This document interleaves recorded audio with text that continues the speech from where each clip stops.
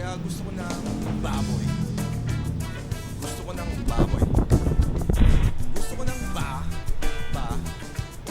baboy, pare. Gusto ko ng baboy. Gusto ko ng baboy. Gusto ko ng baboy. Kaya, nung lumaki na ako, hindi pa rin nawala yung libo sa baboy. Lagi ako nagtatrabaho para makabili ng baboy. Minsan nga nagagalit na sa akin yung asawa ko dahil puro baboy na lang daw nasa utak ko. Sabi niya, walang hiya ka, puro ka na lang baboy. Payat mo naman. Sabi ko, walang hiya ka rin. Hindi mo ako naintindihan. Baboy ang kailangan ng katawan ko. Baboy ang kailangan ng katawan mo. Baboy ang kailangan ng katawan nating lahat. Hindi mo ba alam ang nagpapatakbo ng mundo ay baboy? Hindi mo ba alam? Diyos mo ay baboy. Baboy. Tama. Diyos natin ang